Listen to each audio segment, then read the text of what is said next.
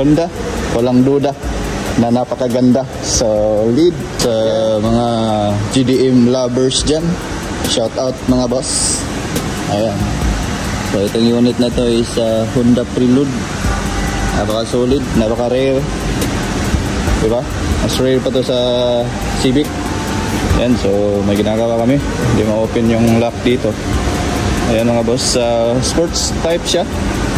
Ayan, so 2 doors lang andito. Ayan, kita na nyo. Medyo customized siya mga boss. Ayan, Prelude. So hindi to type R ha, VTEC ito.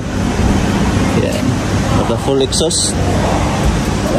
Ano yung ano niya, bumper, rear bumper, naka-customize na, fiber na.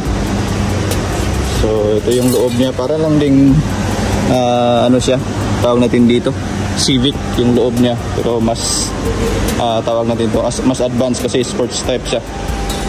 Ayan, naka modified intake, kita nyo, naka carbon fiber yung ano niya dito, airbox. Ayan, siyempre signature na mga lumang mga Honda VTEC, naka-distributor pa. Pero mas goods to mga boss dahil hindi masyadong nasisira ang ano nito.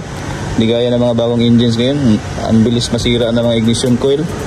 Ayan, napaka solid. Ang engine pala nito is H22A. Ayan, kita nyo naman. Ayan, naka full exhaust talaga. Ang kagandahan kasi sa mga ganitong exhaust mga boss, kasi hindi to nag-ano ng hangin eh. Kapag andun yung, kung baga doon lang sila pinag-isa sa baba, kapag lumabas yung hangin dito, magkakaroon siya ng suction sa ibang mga part dito sa kanyang exhaust. Unlike sa isa yung ano dito, intake exhaust manifold, kapag nagbuga ito ng hangin, merong kung baga pupunta dito pabalik sa mga pipings. Kaya minsan may effect din sa engine. Kaya napakaganda kapag ganito yung exhaust system. Yan, so napaka-goods ng makina mga boss. At alagang-alaga pa. Yan, naka ano to, baga powder coat ang paint. Napaka-solid mga boss.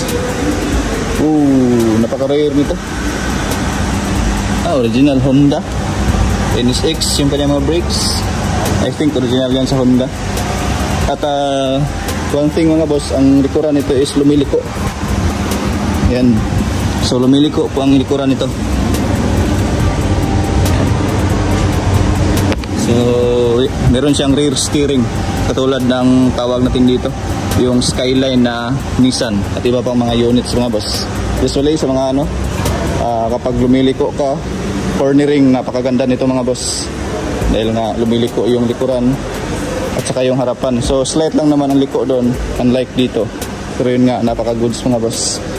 VTEC, kapag VTEC talaga mga boss, walang duda, napaka-goods nito. Para tong turbo rin, equivalent din to sa turbo mga boss ang VTEC DOHC. Kaya nga love na love to ng mga ano dyan, mga fuckboy dyan. Yan, peace lang tayo joke lang yun. So Honda, walang duda na napakaganda, solid. Yan, that's it mga boss. Thanks for watching. God bless a lot. See you at the next video.